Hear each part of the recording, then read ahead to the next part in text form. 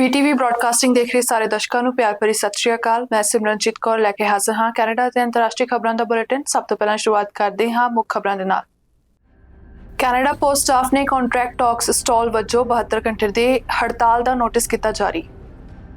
Toronto recording studio ਦੇ ਬਾਹਰ 100 ਤੋਂ ਵੱਧ ਚੱਲੀਆਂ ਗੋਲੀਆਂ, 23 ਲੋਕਾਂ ਨੂੰ ਕੀਤਾ ਗਿਆ ਗ੍ਰਿਫਤਾਰ। US ਜੱਜ ਨੇ ਟਰੰਪ ਦੀ ਹਸ਼ਮਨੀ ਕੇਸ ਦੀ ਸਜ਼ਾ ਨੂੰ ਉਲਟਾਉਣ ਦੇ ਫੈਸਲੇ ਵਿੱਚ ਕੀਤੀ ਦੇਰੀ। ਜਲਵਾਯੂ ਚੁਣੌਤੀਆਂ ਦੇ ਵਿਚਕਾਰ ਤਾਲਿਬਾਨ ਪਹਿਲੀ ਵਾਰ UN ਜਲਵਾਯੂ ਸੰਮੇਲਨ ਵਿੱਚ ਹੋਵੇਗਾ ਸ਼ਾਮਲ। ਹੁਣ ਖਬਰਾਂ ਵਿਸਥਾਰ ਨਾਲ। ਓਨਟਾਰੀਓ ਦੇ ਪ੍ਰੀਮੀਅਰ ਡਗ ਫੋਰਡ ਨੇ ਪ੍ਰਸਤਾਵ ਦਿੱਤਾ ਕਿ ਜੇ ਮੈਕਸੀਕੋ ਚੀਨੀ ਕੰਪਨੀਆਂ ਨੂੰ ਨਾਰਥ ਅਮਰੀਕਾ ਦੇ ਵਪਾਰ ਨਿਯਮਾਂ ਨੂੰ ਬਾਈਪਾਸ ਕਰਨ ਦੀ ਇਜਾਜ਼ਤ ਦਿੰਦਾ ਹੈ ਤਾਂ ਕੈਨੇਡਾ ਤੇ ਅਮਰੀਕਾ ਨੂੰ ਦੁਵੱਲੇ ਵਪਾਰਕ ਸੌਦੇ ਨੂੰ ਅੱਗੇ ਵਧਾਉਣਾ ਚਾਹੀਦਾ ਹੈ। ਫੋਰਡ ਨੇ ਟੈਰਿਫ ਵਿੱਚ ਅਸਮਾਨਤਾ ਨੂੰ ਉਜਾਗਰ ਕਰਦਿਆਂ ਕਿਹਾ ਕਿ ਕੈਨੇਡਾ ਅਤੇ ਅਮਰੀਕਾ ਨੇ ਚੀਨੀ ਦਰਾਮਦਾਂ ਤੇ ਲੇਵੀ ਲਾਗੂ ਕੀਤੇ ਹਨ ਜਦੋਂ ਕਿ ਮੈਕਸੀਕੋ ਨੇ ਅਜਿਹਾ ਨਹੀਂ ਕੀਤਾ ਹੈ। ਫੋਰਡ ਨੇ ਦਲੀਲ ਦਿੱਤੀ ਹੈ ਕਿ ਜੇ ਮੈਕਸੀਕੋ ਆਪਣੇ ਟੈਰਿਫਾਂ ਨੂੰ ਇਕਸਾਰ ਨਹੀਂ ਕਰਦਾ ਹੈ ਤਾਂ ਇਸ ਨੂੰ ਆਗਾਮੀ ਵਪਾਰਕ ਗੱਲਬਾਤ ਵਿੱਚ ਹਿੱਸਾ ਨਹੀਂ ਲੈਣਾ ਚਾਹੀਦਾ ਜਾਂ ਨਾਰਥ ਅਮਰੀਕਾ ਦੇ ਵਿਸ਼ਾਲ ਆਰਥਿਕ ਬਾਜ਼ਾਰ ਤੋਂ ਲਾਭ ਨਹੀਂ ਲੈਣਾ ਚਾਹੀਦਾ।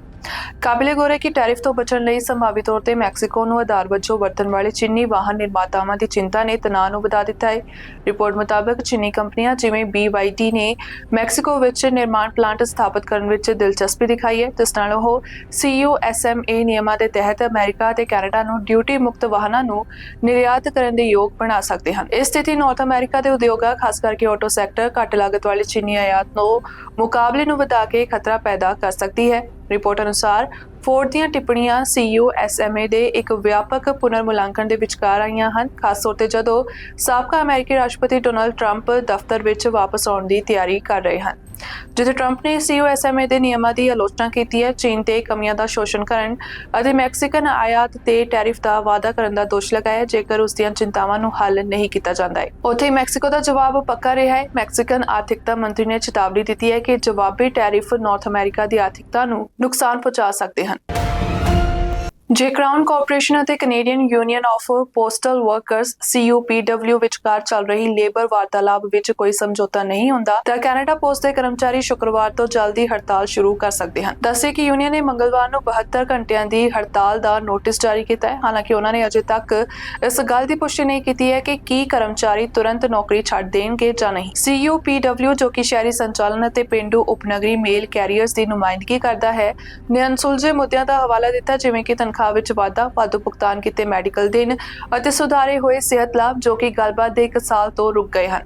ਹਾਲਾਂਕਿ ਕੈਨੇਡਾ ਪੋਸਟ ਨੇ ਹੜਤਾਲ ਦਾ ਨੋਟਿਸ ਮਿਲਣ ਨੂੰ ਸਵੀਕਾਰ ਕੀਤਾ ਅਤੇ ਚੇਤਾਵਨੀ ਦਿੱਤੀ ਕਿ ਇੱਕ ਸੰਭਾਵੀ ਹੜਤਾਲ ਸੇਵਾਵਾਂ ਵਿੱਚ ਵਿਘਨ ਪਾ ਸਕਦੀ ਹੈ ਅਤੇ ਲੱਖਾਂ ਕੈਨੇਡੀਅਨਸ ਨੂੰ ਪ੍ਰਭਾਵਿਤ ਕਰ ਸਕਦੀ ਹੈ ਜੋ ਡਾਕ ਅਤੇ ਪਾਰਸਲ ਡਿਲੀਵਰੀ ਤੇ ਨਿਰਭਰ ਕਰਦੇ ਹਨ। ਰਿਪੋਰਟ ਮੁਤਾਬਕ CUPW ਦੀਆਂ ਪਿਛਲੀਆਂ ਹੜਤਾਲਾਂ ਵਿੱਚ ਰੋਟੇਟਿੰਗ ਹੜਤਾਲਾਂ ਸ਼ਾਮਲ ਸੀ ਜੋ ਗਾਹਕਾਂ ਦੇ ਪ੍ਰਭਾਵ ਨੂੰ ਘੱਟ ਕਰਨ ਲਈ ਤਿਆਰ ਕੀਤੀਆਂ ਗਈਆਂ, ਪਰ ਯੂਨੀਅਨ ਨੇ ਪੂਰੀ ਹੜਤਾਲ ਦਾ ਵਿਕਲਪ ਵੀ ਉਠਾਇਆ ਹੈ। ਕੈਨੇਡਾ ਪੋਸਟ ਦੇ ਨਵੀਨਤਮ ਪ੍ਰਸਤਾਵ ਵਿੱਚ 4 ਸਾਲਾਂ ਵਿੱਚ 11.5% ਤਨਖਾਹ ਵਾਧਾ, ਛੁੱਟੀ ਦੇ ਹੱਕ ਵਿੱਚ ਸੁਧਾਰ ਅਤੇ ਪੈਨਸ਼ਨ ਸੁਰੱਖਿਆ ਸ਼ਾਮਲ ਹਨ। ਹਾਲਾਂਕਿ CUPW ਦੇ ਜਵਾਬੀ ਪੇਸ਼ਕਸ਼ ਵਿੱਚ 4 ਸਾਲਾਂ ਵਿੱਚ 23.79% ਤਨਖਾਹ ਵਾਧਾ ਅਤੇ ਵਾਧੂ ਲਾਭ ਸ਼ਾਮਲ ਹਨ। ਉੱਥੇ ਛੁੱਟੀਆਂ ਦਾ ਸੀਜ਼ਨ ਨੇੜੇ ਆਉਣ ਦੇ ਨਾਲ ਕੈਨੇਡਾ ਦੀ ਰਿਟੇਲ ਕੌਂਸਲ ਨੇ ਚਿੰਤਾ ਜ਼ਾਹਰ ਕੀਤੀ ਹੈ, ਇਹ ਨੋਟ ਕਰਦੇ ਹੋਏ ਕਿ ਪ੍ਰਮੁੱਖ ਕੈਨੇਡੀਅਨ ਬੰਦਰਗਾਹਾਂ ਤੇ ਰੁਕਾਵਟਾਂ ਦੇ ਨਾਲ-ਨਾਲ ਡਾਕ ਹੜਤਾਲ ਕਾਰੋਬਾਰਾਂ ਅਤੇ ਗਾਹਕ ਲਈ ਟ੍ਰਿਪਲ ਥ੍ਰੈਟ ਪੇਸ਼ ਕਰਦੀ ਹੈ। ਫੈਡਰਲ ਲੇਬਰ ਮੰਤਰੀ ਸਟੀਵਨ ਮੈਕਕਿਨਨ ਨੇ ਕਿਹਾ ਕਿ ਸਰਕਾਰ ਵਿਚੋਲਗੀ ਦੇ ਯਤਨਾਂ ਲਈ ਵਚਨਬੱਧ ਹੈ। ਉਮੀਦ ਹੈ ਕਿ ਦੋਵੇਂ ਧਿਰਾਂ ਇਸ ਨਾਜ਼ੁਕ ਸਮੇਂ ਦੌਰਾਨ ਲੇਬਰ ਰੁਕਾਵਟਾਂ ਤੋਂ ਬਚਣ ਲਈ ਗੱਲਬਾਤ ਨਾਲ ਸਮਝੌਤੇ ਤੇ ਪਹੁੰਚ ਸਕਦੀਆਂ ਹਨ।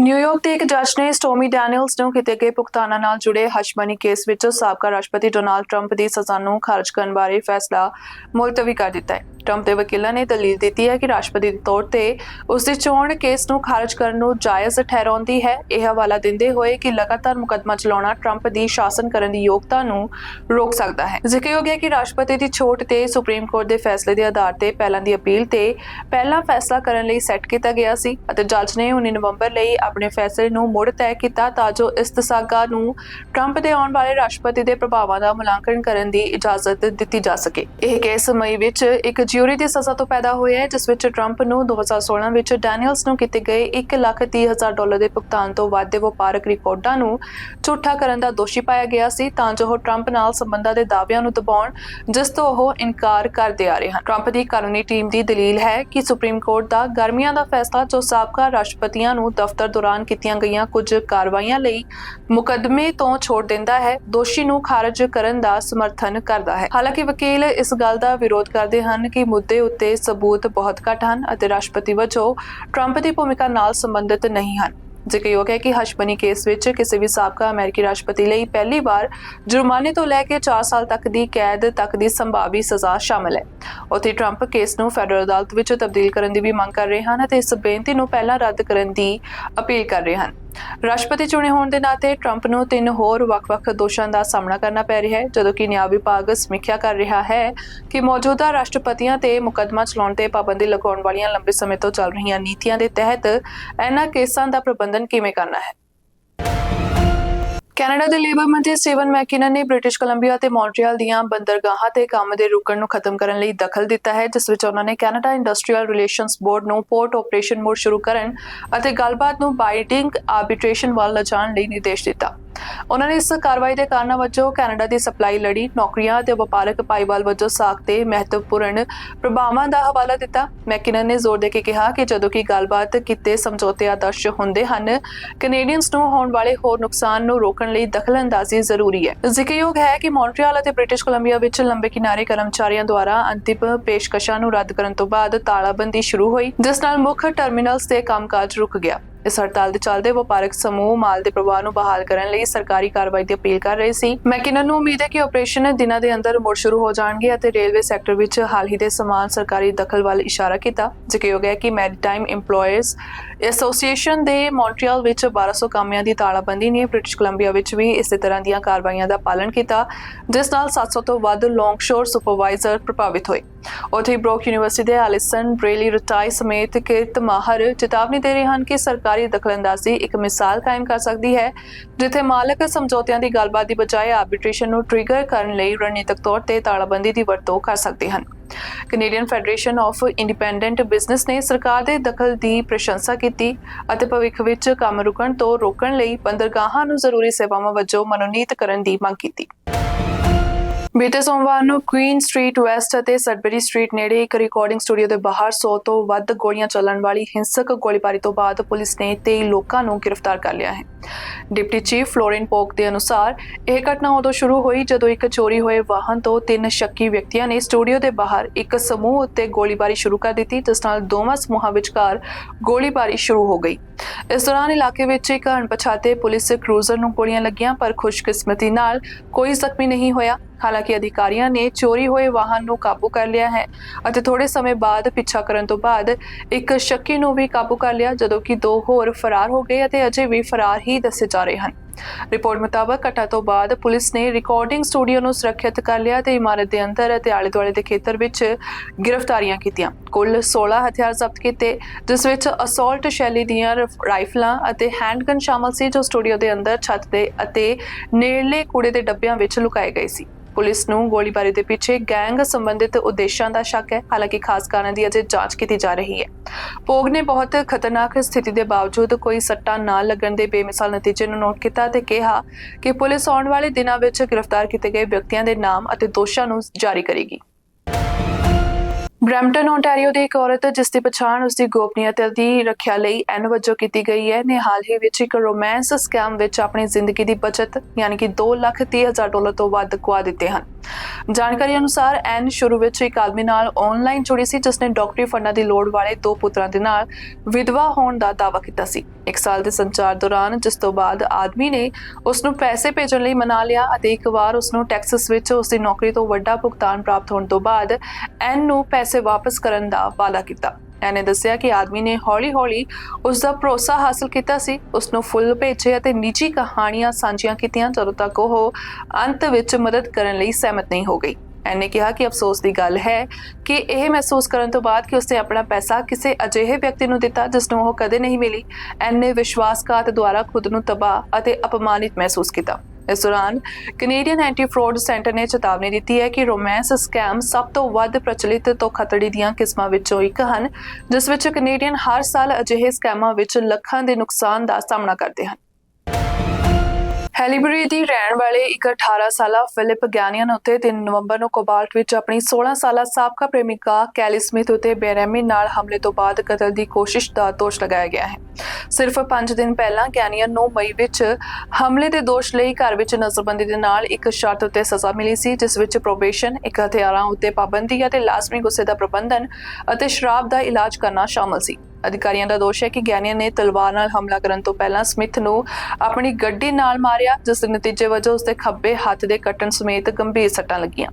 ਰਿਪੋਰਟ ਮੁਤਾਬਕ ਸਮਿਥ ਦੀ ਦਿਮਾਗ ਦੀ 16 ਘੰਟੇ ਦੀ ਸਰਜਰੀ ਹੋਈ ਅਤੇ ਉਹ ਓਟਵਾ ਦੇ ਹਸਪਤਾਲ ਵਿੱਚ ਹੁਣ ਸਥਿਰ ਹਾਲਤ ਵਿੱਚ ਹੈ। ਉੱਥੇ ਕਮਿਊਨਿਟੀ ਮੈਂਬਰ ਹੈਲੀਬਰੀ ਕੋਰਟ ਹਾਊਸ ਵਿੱਚ ਨਿਆਂ ਦੀ ਮੰਗ ਕਰਦੇ ਹੋਏ ਗੈਨੀਅਨ ਨੂੰ ਜ਼ਮਾਨਤ ਦੇਣ ਤੋਂ ਇਨਕਾਰ ਕਰਨ ਦੀ ਮੰਗ ਕਰਦੇ ਹੋਏ ਇਕੱਠੇ ਹੋਏ। ਦੱਸਦੇ ਕਿ ਗੈਨੀਅਨ, ਜੋ ਕਿ ਹਿਰਾਸਤ ਵਿੱਚ ਹੈ, ਬੀਤੇ ਦਿਨ ਇੱਕ ਸੁਣਵਾਈ ਵਿੱਚ ਵੀਡੀਓ ਦੁਆਰਾ ਪੇਸ਼ ਹੋਇਆ। ਉਸ ਦੇ ਵਕੀਲ ਨੇ ਕੇਸ ਦੇ ਹੋਰ ਖੁਲਾਸੇ ਦੀ ਉਡੀਕ ਕਰਨ ਲਈ 2 ਹਫ਼ਤਿਆਂ ਲਈ ਮੁਲਤਵੀ ਕਰਨ ਦੀ ਬੇਨਤੀ ਕੀਤੀ ਹੈ।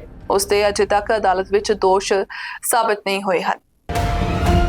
ਪਹਿਲੀ ਵਾਰ ਤਾਲਿਬਾਨ ਸੰਯੁਕਤ ਰਾਸ਼ਟਰ ਦੇ ਇੱਕ ਜਲਵਾਯੂ ਸੰਮੇਲਨ ਵਿੱਚ ਹਿੱਸਾ ਲਵੇਗਾ, ਜਿੱਥੇ ਅਫਗਾਨਿਸਤਾਨ ਦੀ ਰਾਸ਼ਟਰੀ ਵਾਤਾਵਰਣ ਸੁਰੱਖਿਆ ਏਜੰਸੀ ਦਾ ਇੱਕ ਵਫਦ ਅਜ਼ਰਬਾਈਜਾਨ ਵਿੱਚ COP29 ਵਿੱਚ ਸ਼ਾਮਲ ਹੋ ਰਿਹਾ ਹੈ। ਏਜੰਸੀ ਨੇ ਐਲਾਨ ਕੀਤਾ ਹੈ ਕਿ ਇਸ ਦਾ ਉਦੇਸ਼ ਜਲਵਾਯੂ ਮੁੱਦਿਆਂ ਉੱਤੇ ਅੰਤਰਰਾਸ਼ਟਰੀ ਸਹਿਯੋਗ ਨੂੰ ਮਜ਼ਬੂਤ ਕਰਨਾ, ਵਿੱਤੀ ਸਹਾਇਤਾ ਦੀ ਮੰਗ ਕਰਨਾ ਅਤੇ ਅਫਗਾਨਿਸਤਾਨ ਦੇ ਜਲਵਾਯੂ ਅਨੁਕੂਲਨ ਅਤੇ ਘਟਾਉਣ ਦੀਆਂ ਜ਼ਰੂਰਤਾਂ ਤੇ ਚਰਚਾ ਕਰਨਾ ਹੈ।